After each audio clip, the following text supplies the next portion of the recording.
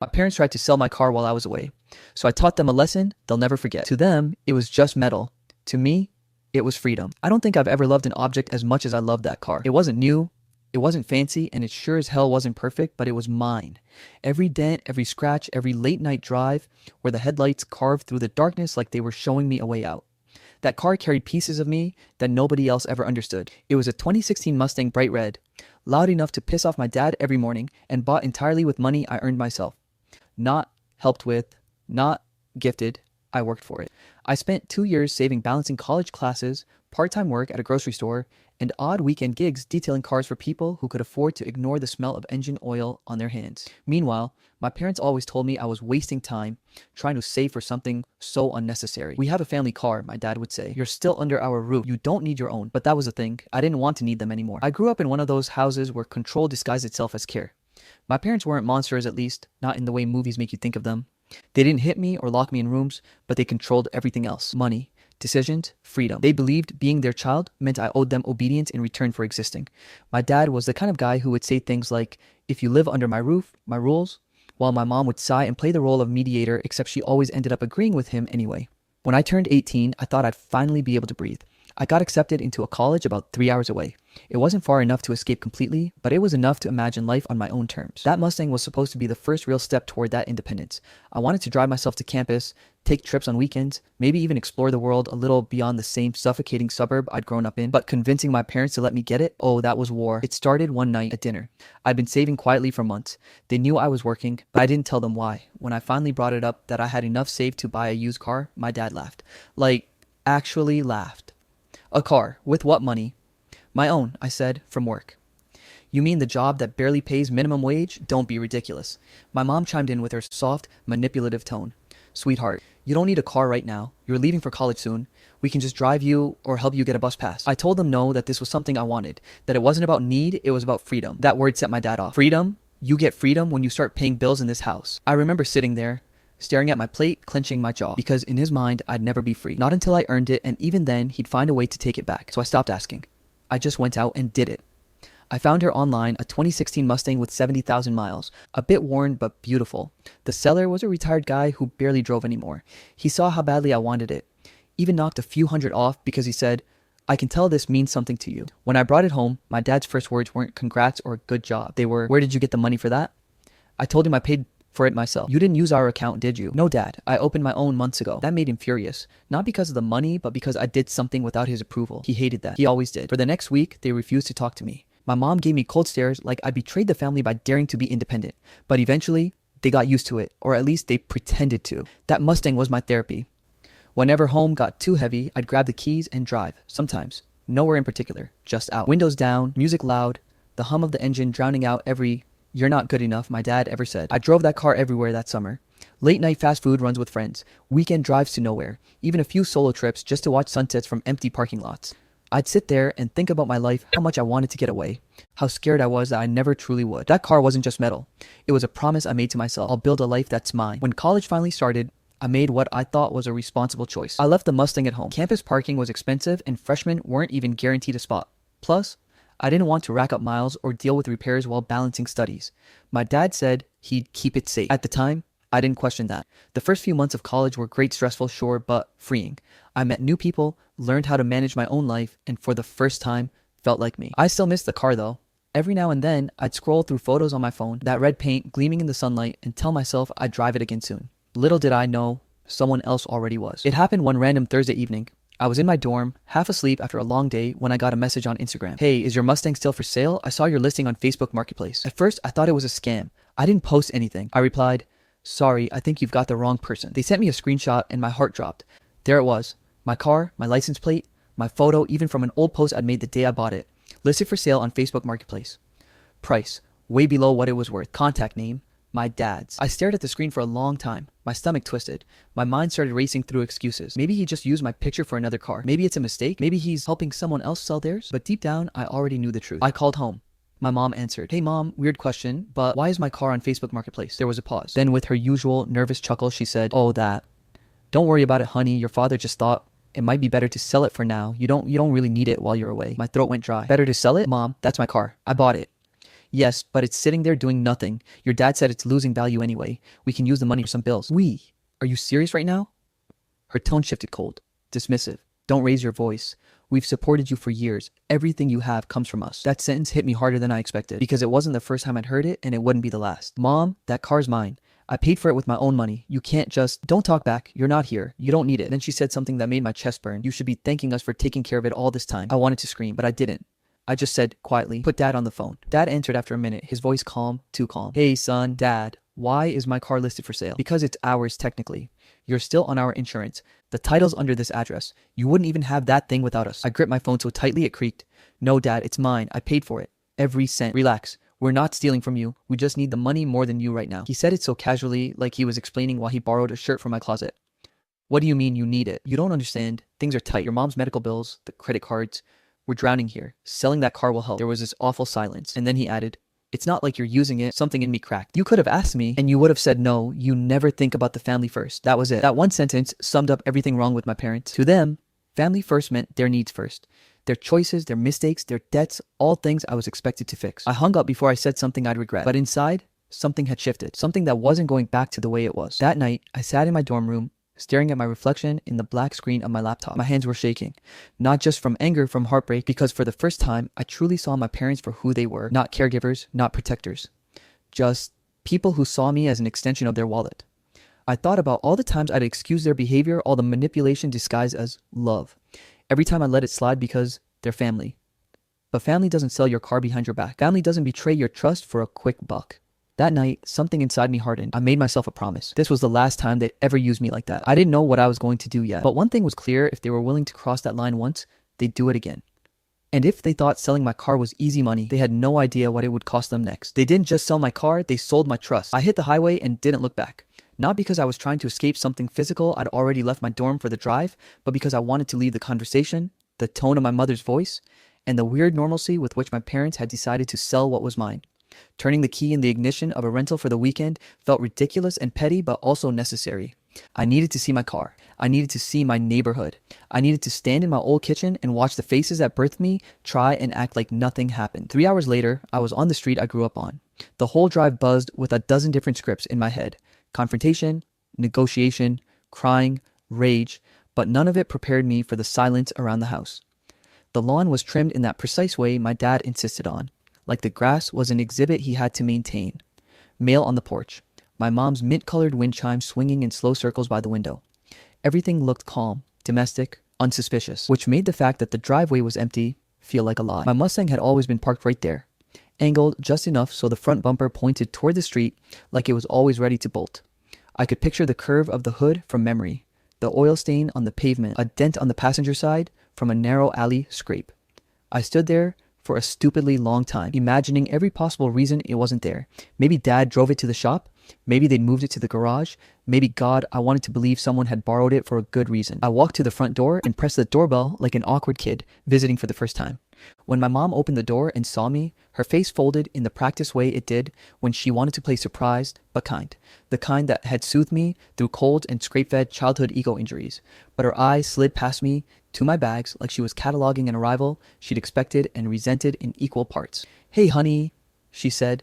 Her voice had that syrupy tone people use on holiday video calls. Come in. I stepped inside and the house smelled exactly the same citrus cleaner and coffee, and for a second, I had the stupid tenderness that always comes with familiarity. Then I remembered what had happened 3 nights ago, and the tenderness curdled into something hot and dangerous. Where's the Mustang? I asked, walking straight to the living room without even greeting my dad. Why is it gone? My dad looked up from his paper and smiled like we were discussing the weather. Gone where? Don't play dumb. You sold it, listed it. People messaged me about it, called me, and they said the contact was your name. He folded his paper slowly, like a man used to pausing before he delivered a sentence he'd already scripted. We did what we had to. What you had to? I said. You pawned my car. It's not pawning, son. He said the word with the flat, practiced cadence of someone explaining something simple to a child. We sold it for the family. The family? My voice was quiet, but cold. For your family debts. He shrugged.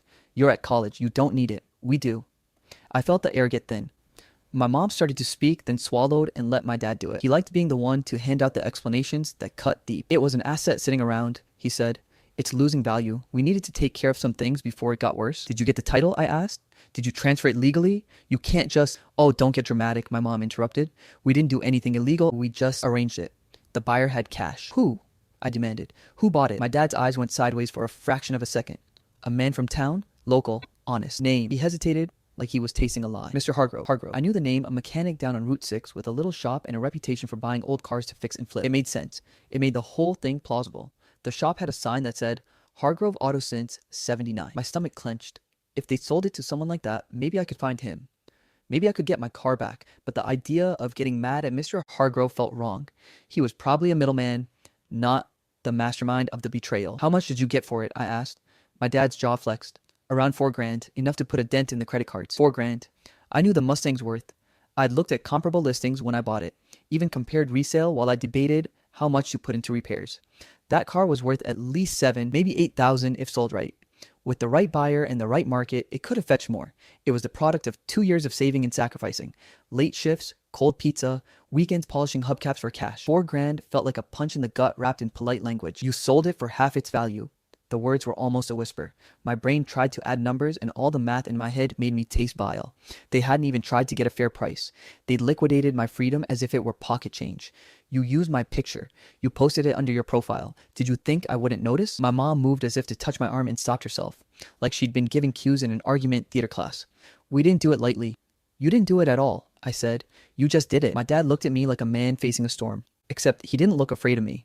He looked annoyed at the inconvenience. We did it for your future, son. We'd tell you if we thought it would hurt you. For my future? I laughed then. The sharp kind that tastes like metal. You sold what I worked for to pay your credit card bills. That's not for my future. That's for your convenience. There was a pause, a slow collapse of restraint in the room. For the first time since I've been a kid, my mother dropped the polite act. You don't understand, she said, voice rising, exposing raw edges she'd always hidden. Your father's medical bills have been skyrocketing. The insurance... You mean you, I interrupted. My dad's face registered offense in a way that had nothing to do with his morals. It was the offense of someone who had been called out. We haven't been living beyond our means, he said, but he said it like a man whose definition of we didn't include me. We're keeping this house. We're making decisions for the good of the family. For the good of the family, I echoed, which means you decide what the family needs and I pay the price. My mother's eyes watered and it looked real at first. I wanted to feel something pity, compassion, and explanation that mitigated what they'd done, but all I felt was a map of every time they dismissed me with that same sentence. I remembered being 12 and seeing my Christmas savings vanish because the plumbing in the old house needed done. I remembered my graduation check being used as a deposit for a vacation they bought themselves. I saw it now, clear as glass, a lifetime of them, taking the parts of me they could monetize. Outside, a car passed and my dad didn't move. He'd always been a master at the slow burn argument, turning the conversation to whatever point made him look reasonable. We've handled worse, he said finally. You'll understand someday. I wanted to punch him. Not because he'd sold a car, I'd have leaned into the legal terminals if this was purely transactional, but because he'd sold a relationship. He'd sold the principle that family respects each other's autonomy. He'd assumed because I lived in their world once, I would always be a resource. I left the house before I said anything I regret. I refused to give them the satisfaction of watching me break down. The cool air outside tasted like revenge, or maybe it was just adrenaline. I walked to my car, the one I'd rented for the drive, and drove straight to Hargrove Auto. Hargrove's shop was small and smelled like oil and rubber in summer. A battered old pickup was propped on a jack. The man behind the counter, Hargrove himself, was in his 50s, broad-shouldered, with a face that had been folded and sun-creased by years of hands-on work. He wiped his hands and gave me a sideways glance I knew well. It was the same look my dad gave when he tried to understand trouble without committing to involvement. Can I help you? He asked, wiping grease on a rag. My Mustang, I said. A 2016? Did you buy one recently from my parents? His expression shifted. Maybe. Name? I gave it. He squinted at his ledger, then at the front of the counter where a thin stack of papers sat. Yeah, picked that up last week. Title seemed in order. Cash. No haggling. I thought it was a good deal. How much? My voice was too loud in the small office. He named the number, 4,000. He said it like a fact that couldn't be measured in any other currency. You bought my car for 4,000, I said slowly. And you're telling me you didn't know? He shrugged like he was the messenger of someone else's mistake. Look, kid, I trade cars. Sometimes people want fast cash. Your parents came in last Tuesday, said they were offloading a vehicle. I paid cash, inspected it, and put it on the lot. I even did a few tune-ups. If you want it back, I'd sell it. But I paid for it fair and square. You paid 4,000 for a Mustang in good condition without checking the market? I felt ridiculous standing there, begging the man who fixed engines to give up the vehicle that lived in my memory. But this felt like a righteous plea, a reclamation. He shrugged. Cars are cars. I'm running a business. I studied him for a long moment. His justification was simple, raw. He wasn't a villain. He was a vendor in a world where my parents treated their life like a liquidation sale. It was my parents who had orchestrated the loss. Hargrove was just the person who had written the check. I'll buy it back, I said. The words surprised me, not because I needed to say them, but because they felt like a claim. Name your price. I don't care how long it takes me to get the money. He looked at me like I'd given him something complicated to understand. You don't have it now? No. I felt that old, familiar sting of humiliation pulse in my cheeks. But I'll get it. He shrugged. You can take it on credit. Sign here, put 25% down, get it fixed up, and go. He handed me a form. For a second, I almost signed it. It would have been the practical thing. It would have meant reclaiming a thing that was mine, even if the price included interest and the acceptance that my family had sold me short. But there was a voice in the back of my skull that said, don't make it easy for them. No, I said, I don't want to buy it back from you. He blinked. You just said, I did, I said. But I don't want to buy it from them. I want them to feel the cost of what they did. If they see that the pennies they grabbed were the same pennies that took from me, maybe they'll think twice next time. My words tasted like theatricality. Maybe they were, but it was true. There was a deeper plan already simmering, something that wasn't about the car as much as it was about principle and consequence. I could try to buy it back quietly, swallow pride, and move on. Or I could make it sting. Hargrove studied me for another long moment. You sure you want drama with your folks? I laughed a short, bleak sound. Pretty sure. They sold my car. They sold my trust. They deserve to feel the weight of the thing they sold. He grunted and leaned back. I can't give the car back without the owner wanting to sell it. Then give me his number. I'll talk to him. He looked uncomfortable. That's private. Then tell me where he likes to hang out. Tell me names. Give me something. He eyed me like a man assessing whether I was safe to trust. I could see him calculating the risk of helping the kid who lost his car because of his parents. He sighed, then, almost apologetically, scribbled an address on the back of an invoice. He parks on Elm sometimes, won't be far, name's Tom Hargrove's boy, Mark, runs a lot while I'm on calls. I left with a scrap of paper and a burning feeling that combined indignation with something that felt like relief. I had a contact, even if it was flimsy. I had a plan, even if it was only the first step. Back at my parents' house that night, the air was thick with pretense. Mom made tea the way she always did, pouring into cups and setting them down as if everything could be softened by digestion. My dad offered polite gestures and old stories about the yard. I ate a sandwich like a person trapped in a polite hostage negotiation. When they had left the kitchen to watch TV, I searched my dad's office. It wasn't invasive, it was necessity. He kept receipts and records in an old shoebox. He always did a habit from his accounting days. It took me 20 minutes to find the Facebook message printout, a photo of my car, my plate blurred, a timestamp, and a phone number that belonged to the buyer. It also included a handwritten note in my mother's looping script. Sold cash, Hargrove, 4K. I took a picture with my phone and slipped it into my pocket. Later, on the way back to my dorm, I sat under a streetlight and scrolled through my notes. There was something else I did. I dug through my email that night and found bank statements. A transfer small and discreet from my parents' account to a credit card. Another payment to a medical office. It all painted a picture. They'd sold my car to plug holes sown by years of deferred consequences. What I could have done in that moment was the obvious thing. I could have called the police for fraud. I could have called a lawyer and made the world complicated for them. But this wasn't only about recourse. This was, in a strange way, about education. They had grown comfortable. They'd always done things because the cost was someone else's dignity or autonomy. That had to stop. So I made a different promise in the glow of my phone screen while the neighborhood slept. I would make them feel the loss they made me feel. If they thought they could liquidate their child like an asset, I would teach them to regard their own comforts the way they'd regarded mine.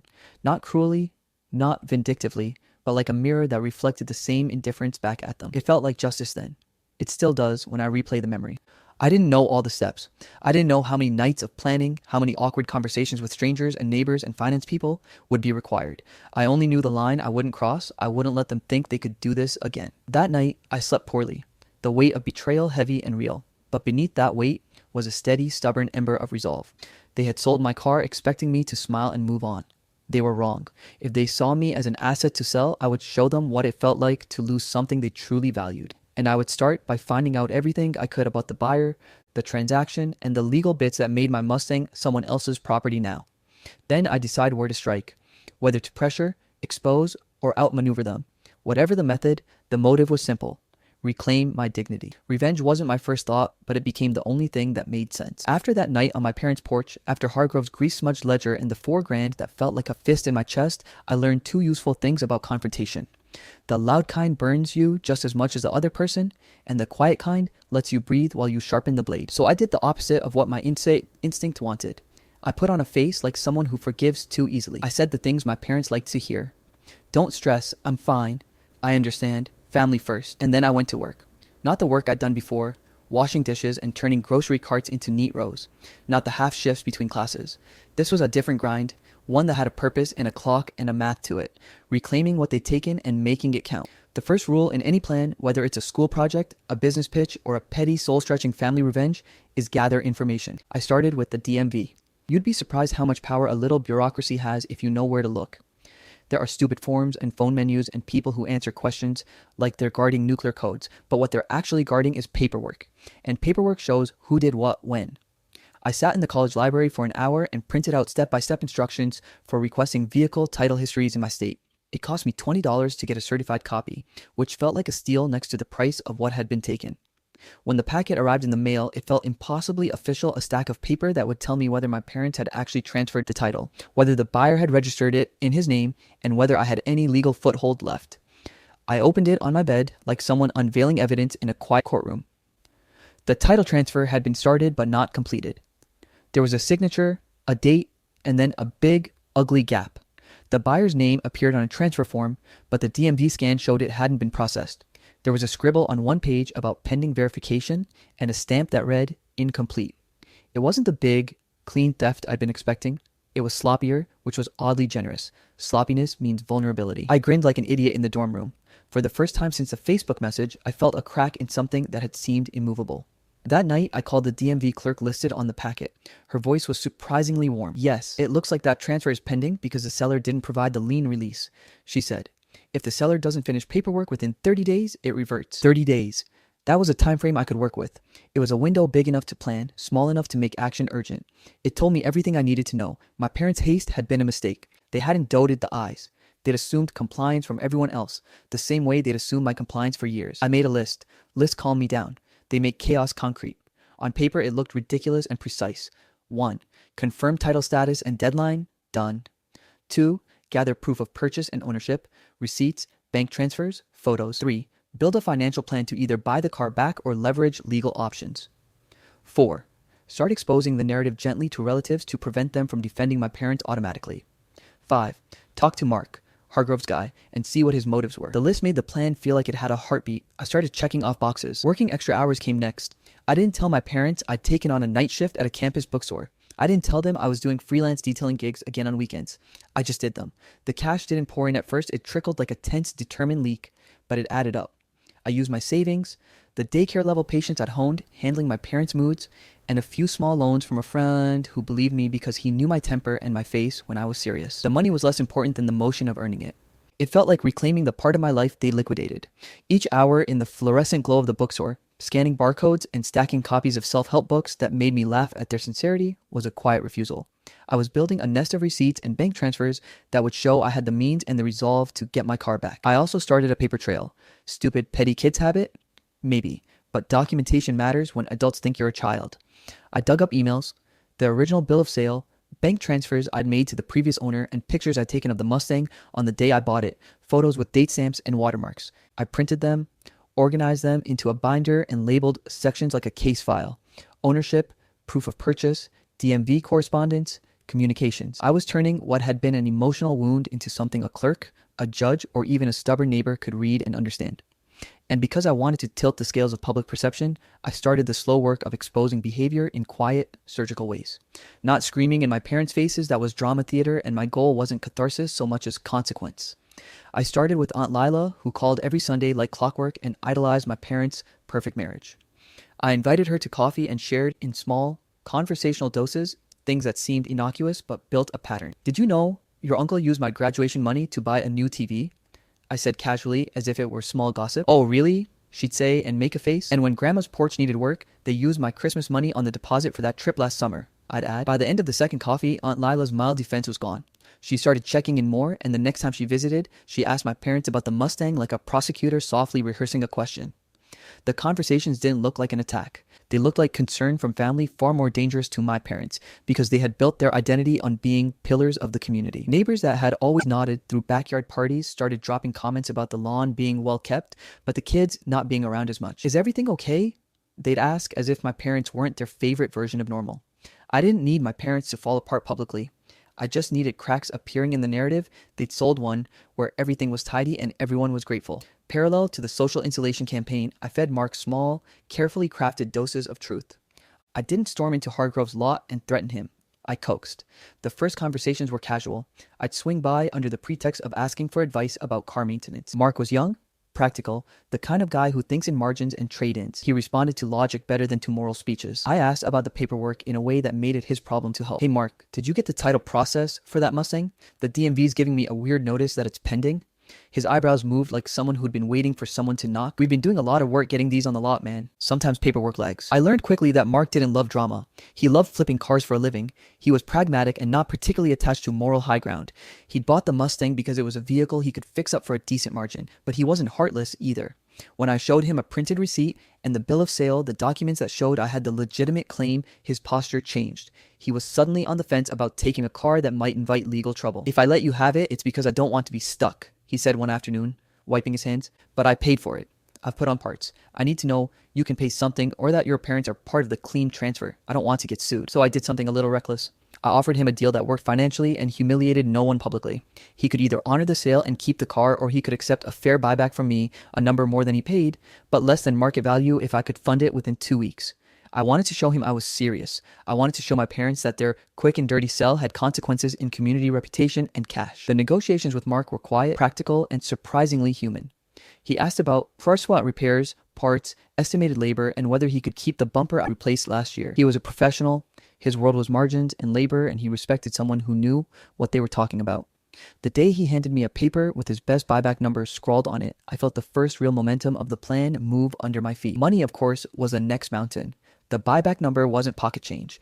It was a bite into my savings and then some. I used a combination of methods: the store night shifts, the detailing gigs, a small personal loan from the friend who trusted me, and one last tiny leverage, my old college fund, from a godmother who had insisted I use it for something responsible. I called her and told her the truth in a careful script that left out the dramatic parts and included only the moral ones. Someone stole what I worked for, I said. I need help getting it back. She didn't scream. She sighed and wired me half of what I needed with the calm certainty of someone who always wanted me to be okay. I promised to pay it back with interest. That promise felt good. For reasons beyond money, it was another adult contract. Another paper signed in the air against my parents' archaic idea that family meant entitlement. 2 weeks passed like a fold in a map. I earned, borrowed, and scraped until I had the number Mark wanted. I scheduled a time to pick the Mustang up. I planned my route like someone planning for a heist that is more sentimental than criminal. I'd drive back to the neighborhood at night, not to ambush anyone, but to return something that belonged to me. The plan was quiet in formality, but deafening in intent. On the afternoon I was to collect the car, I called my parents, casually as if I were wrapping up a weekend visit, and told them I had errands in the area and might pop by. My dad said fine. My mom said to bring a dish if I was staying. They still thought I was the kid who comes home with a casserole and a smile. That made me a little sick, honestly. They'd sold the very thing that had given me wings and still expected me to show up with a smile. Mark's lot looked different in the light of purpose. The Mustang was behind a row of other used cars, the red more muted under dust and new parts waiting to be bolted. Mark met me with a handshake that smelled faintly of oil. "You ready?" he asked. I handed him the money in a folded envelope. There was a weird, almost cinematic silence. He counted. He didn't say much, except, I didn't know the whole story. If you want me to throw in a discount on labor, I will. No, I said. I've got it. I didn't want one favors attached to reclaimed dignity. I just wanted the car back and the principle intact. He pushed me the keys, cold metal in my palm. For a second, I felt a rush of relief so large, my knees nearly weakened. Then I looked up at him. "Do me one favor?" I asked. "When you talk to people about buying cars, tell them to check paperwork. Make them be thorough. Tell them to treat people like they're not a commodity." He looked at me like someone who'd seen a teenager become something else in the span of a conversation. "I will," he said, then shrugged the way men do when they would face a moral and decided not to be a part of the drama. The drive back to my parents' neighborhood felt like the end of something and the beginning of another. The Mustang purred under my foot like a thing remembering its own purpose. I tested turns, felt the weight of the steering wheel, the newness of parts Mark had replaced. I thought of all the nights I'd driven that car and how it had been a private therapy session on wheels. When I pulled into the driveway, my heart did something strange. There was a sense of theater I couldn't ignore. I cut the engine, stepped out, and walked to the front door like a person who had rehearsed a million lines but decided silence was the only one that mattered. My mom was at the window when I came in, and her mouth opened when she saw the car through the glass. My dad looked up from the couch, remote-eyedly pressing the same worn patch, and then his face drained like someone who had realized mid-sentence that they misremembered a punchline. They called my name like it was a test. I didn't say anything.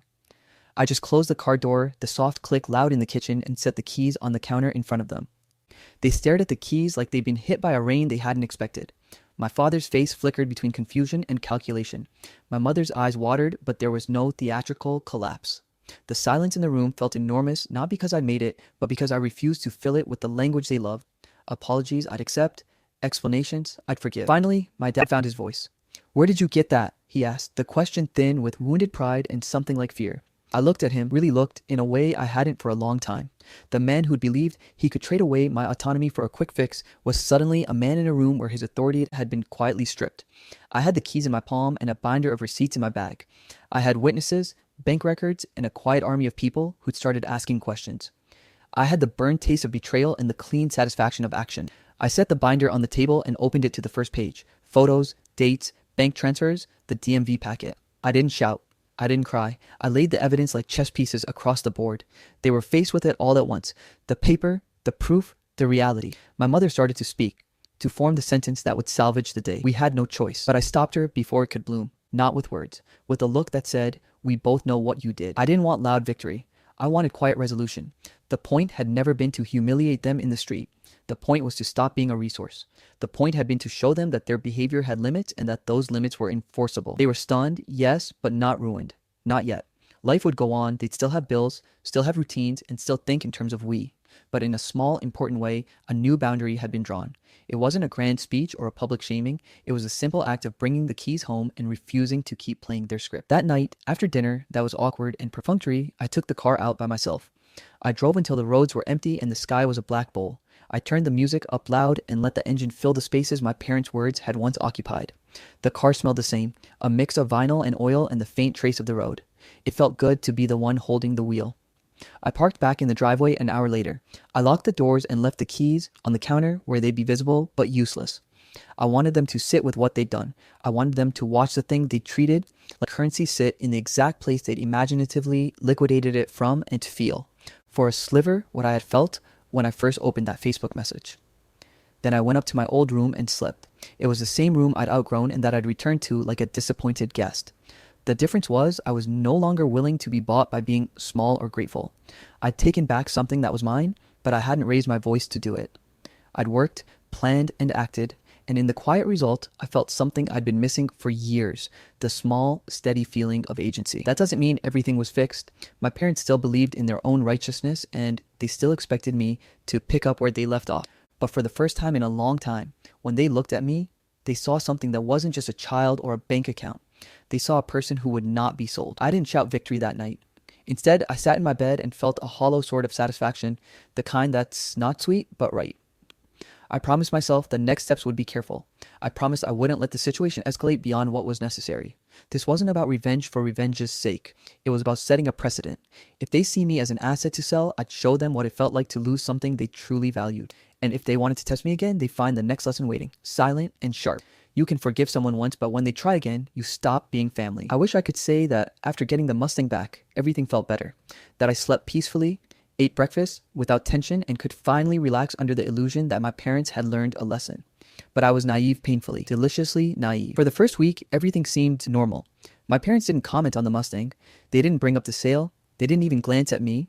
With the familiar combination of smugness and entitlement that had punctuated every interaction since I turned 16. I let my guard down. I laughed at their old jokes, nodded at their stories, even offered to make coffee when I was home. I thought, foolishly, maybe there was room for reconciliation. Maybe they'd realize that selling my car without asking was crossing a line they couldn't come back from. But it only took 7 days for that illusion to shatter. It started small. My mom called while I was at work, her voice syrupy, careful. "Hey, sweetie, we just wanted to check in, make sure you're adjusting to your classes, you know? We're worried about you." I smiled politely, ignoring the warning bells in my head. "I'm good, really. Classes are fine." Then came my dad, in person, strolling into my dorm room like he owned the place. "You know, we've been thinking, maybe we overreacted with the Mustang. You should be grateful. We did it for you." I blinked. "For me?" "Yes. Family first, remember? You're being ungrateful. People see what we do for you. And you," he waved a hand as if my existence had insulted him, "you turn everyone against us." I felt it immediately, that same surge of anger, hotter and faster than before. The betrayal wasn't about the car anymore. It was about the audacity to frame me as the villain after literally liquidating my possessions. My blood pressure spiked, my hands clenched into fists. I knew then this wasn't a one-off. This was a pattern, and it wasn't going to stop until I took the final step. The next incident was a trigger. A small, seemingly harmless email notification popped up on my phone. Your bank account has a pending access request. I froze. A pending access request. From my own parents, I opened the bank app and saw it. A joint account alert. They were trying to move money, my money. Savings I'd worked for. Birthday cash I'd been hoarding since high school. Money they had no right to touch. My stomach dropped. I did the only thing that made sense. I cut all ties. First, I moved out. I packed a few essentials, my Mustang parked behind me, as if waiting for my permission, and found a small studio apartment close to campus. Not glamorous, not fancy, just my own space where no one could violate boundaries with a casual smile. Next, I changed banks. All of them. Closed accounts, moved funds, set up new cards, and updated automatic payments. It felt like reclaiming my life in a way the Mustang never could. That car symbolized independence. Yes, but this was autonomy. This was proving to myself and to them that I wasn't theirs to liquidate. But I needed more than autonomy. I needed accountability. And that's when I turned to Reddit. I created a post, a long one, titled, "My parents tried to sell my car while I was away. This is not the first time they've stolen from me." I didn't hold back. I laid it all out. The Mustang, purchased with my own savings, sold without my permission for cash they needed to cover their debts. My college fund, partially siphoned off for emergencies I hadn't consented to. Birthday money, holiday cash, even summer job earnings that mysteriously disappeared. Their emotional manipulation, the casual gaslighting, the way they framed me as ungrateful for daring to defend my property. I uploaded photos of the car, copies of receipts, snapshots of the DMV forms, and even my text conversations with Mark at Hargrove's lot. I wrote it like I was standing in front of a jury, every fact, every timestamp, every proof I could legally show, and then I posted it. At first, nothing happened. Hours ticked by. I refreshed the page obsessively. Then one comment, 2, 10. By midnight, my story had gone viral. People were sharing it, tagging friends, and commenting, "This is insane. How are your parents allowed to do this? You need to take them to small claims court. Glad you got the car back. Your story needs more exposure." It felt surreal. Total strangers. Thousands of them were validating me. They weren't laughing at the drama. They weren't dismissing me as an overreactive kid. They were outraged. They were supportive. And for the first time, I realized just how much power the internet has when a story resonates. The next few days were a blur. Messages poured in advice from lawyers, tips about financial protection, sympathetic parents warning about emotional manipulation. My inbox was a lifeline, a collective chorus telling me I wasn't wrong, I wasn't paranoid, and I wasn't alone. Meanwhile, back in my parents' house, the effect of the post hit immediately. My aunt called first, cautiously. "I saw your post," she said. "Are you sure you want to do this publicly?" "Yes," I said. "I've tried privately. Nothing works." By the second day, my parents' perfect family image started cracking in the community. Neighbors who had always nodded politely when they prattled on about family dinners started asking questions. Mom's book club was whispering. Dad's golf buddies glanced awkwardly when he told his usual stories of being a pillar of the community. And all the while, I kept my cool. I didn't call them, didn't scream, didn't threaten. I didn't need to. The exposure was the punishment. Their reputations were taking hits in a way I never could have engineered in person. The humiliation was slow, quiet, devastating. Then came the day they showed up at my apartment. I was in the kitchen making a quick dinner when there was a hard knock at the door. I opened it to find my parents looking different. Not angry this time, not casual, desperate. Mom's eyes were red, Dad's face pale. They held themselves as if walking through minefields made of the words they'd read online. "We need to talk," Dad said. I stepped aside. "Sure, come in." They hesitated in the small apartment, the space that now belonged to me and me alone. I watched them try to reclaim authority in a room that had none for them. Mom started immediately. "We're sorry. We didn't mean..."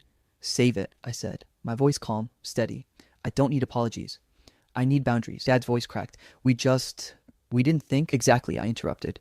"You didn't think, you acted, and every action has consequences. That's what I want you to understand." Mom reached for my arm. I didn't flinch, not yet. "Please, honey, we can fix this. Just talk to us." I nodded slowly, a plan forming. I grabbed my phone, turned the camera on, and hit record. The red dot blinked. They didn't notice at first. "This," I said, gesturing to the camera, "is everything. I've tried talking. I've tried ignoring. I've tried quietly reclaiming what was mine. Now, I'm documenting it. Every word, every claim, every demand. Because this is how I protect myself. You won't gaslight me this time." They froze. My father's jaw tightened. My mother's hand fell to her side. I let the silence stretch, letting them see the weight of every betrayal. And then, finally, I spoke again. "You see, I don't need to yell. I don't need to cry. I just need to live my life. And right now, my life does not include either of you. as creditors, manipulators, or enablers of your own selfishness. You can apologize all you want, it won't undo the past, but it will be recorded, and everyone who sees this will know the truth. Mom started to speak, but the camera kept rolling. Dad tried to interrupt, tried to reason, but I held up a hand. You had your chance, I said. You took my car, my savings, my trust, and every time you tried to justify it, you just proved me right. I'm done being your asset. I'm done being a tool for your comfort. And if you want to be part of my life again, it's on my terms, not yours. The look on their faces was a mix of fear, disbelief, and maybe the faintest glimmer of regret, but I didn't give them the satisfaction of reading it. I put the phone down. The Mustang sat quietly in the garage outside mine, restored, untouchable. The apartment was mine. The story online was mine. And finally, after years of feeling powerless, I had taken the day I drove away for good. I didn't look in the rearview mirror. It's strange how long it can take to realize that freedom isn't about distance. It's about choices. I spent years believing that control meant owning the Mustang, the bank account, the receipts, the proof. But the truth I learned in those months after reclaiming my car, exposing my parents, and living through their desperate attempts at manipulation was simpler and quieter.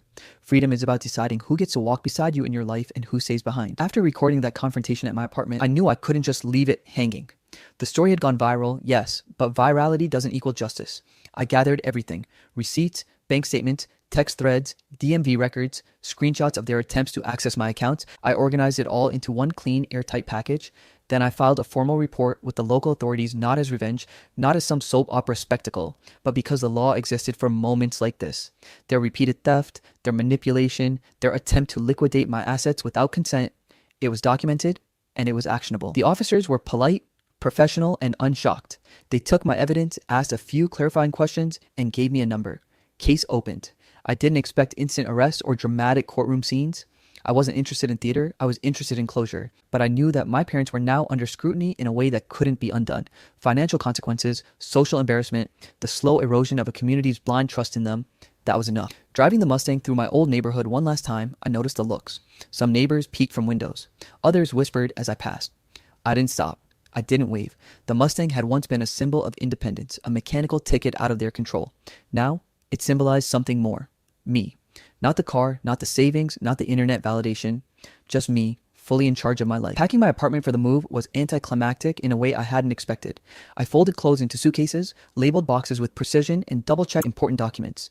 No grand speeches, no dramatic goodbyes to a space I'd fought to claim, just methodical, careful preparation. The only phone call I made was to my godmother, who had funded part of my buyback, to let her know I was finally taking the next step. "Are you nervous?" she asked. "No," I said. "It's finally mine. All of it, the life, the choice, the freedom." Her laugh was warm, knowing. "Good, you've earned it." The drive to the new city was surreal. I didn't check directions too often. I let instinct guide me, letting the rhythm of the Mustang and the road dictate the pace. For the first time in my life, I wasn't thinking about parental expectations, manipulation, or the sting of betrayal. I was thinking about possibility, about a city I had chosen, a life I had planned, and the clean slate waiting for me at the end of the interstate. It didn't take long to feel settled. I rented a modest apartment, enough to call my own, but not so much that I could feel trapped. I found a job that didn't just pay bills, but allowed creativity and growth small at first. But it came with mentors who reminded me that family isn't always blood. One of them, a manager named Claire, took an unusual interest in my development. She was sharp, candid, and completely untethered from the petty hierarchies that had defined my parents' home. She reminded me that trust and respect were earned, not assumed, and that independence came with responsibility lessons I had learned the hard way, but now could embrace without resentment. I started rebuilding my life. Little by little, I hung photos on the walls, planted a few small succulents on the windowsill, and finally let myself consider relationships again. Dating for me had always been a cautious thing after all. If my own parents could betray me so casually, how could anyone else be trusted? But in the new city, the rules were different. I met people who didn't know my history, who didn't carry the weight of my past. I laughed, I argued, I made mistakes. And in that mess of normalcy, I discovered a feeling I hadn't had in years. Peace. The Mustang remained a constant companion. It wasn't flashy to anyone else. Most of the streets were filled with newer models and louder engines. But to me, it was a living reminder that I had fought for autonomy, that I had acted, and that I had won something that couldn't be taken away again. Every time I started it, I felt the engine hum and let the tires grip the asphalt. I remembered the nights I'd spent plotting, the DMV paperwork, the Reddit posts, and the quiet, excruciating tension of facing my parents' betrayal. Every mile was a reaffirmation that I was the one holding the wheel of my life. Even better, the story I'd posted months ago continued to ripple. I received messages from strangers who had experienced similar family betrayals. People who had had their savings stolen, their possessions liquidated, their trust shattered. They thanked me for speaking out, for showing that it was possible to reclaim what had been taken. Some shared their own stories. Some asked for advice. I realized then that my personal battle had become something bigger. A blueprint. Maybe. For anyone struggling to draw the line with family toxicity. Of course, I didn't let my parents fade entirely from memory. They remained in the background, occasional messages, brief glimpses online, a reminder of the past I survived.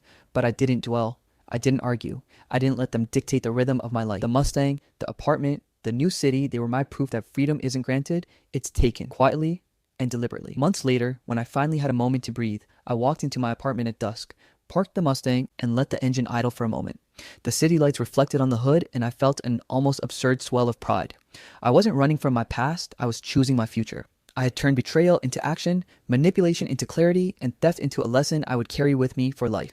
I sent one last message into the digital void, a Reddit update, short and simple.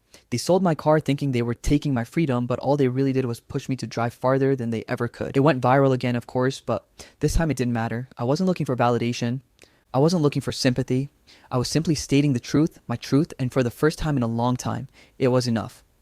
I locked the apartment door, climbed into the Mustang, and started the engine. The city stretched ahead, streets lit like veins, and I finally understood what I'd been chasing all along. Freedom isn't the absence of obstacles, it's the choice to move forward despite them. And for the first time in my life, I was moving forward, unchained, unstoppable, and completely irreversibly free. They sold my car thinking they were taking my freedom, but all they really did was push me to drive farther than they ever could. Alright, that's it for today. I hope you enjoyed the story. We have so many more amazing stories coming your way, so make sure you hit that subscribe button. Our goal is to reach 100K subscribers by the end of this year, and we love for you to be part of this journey. Thanks for watching, and I'll see you in the next story.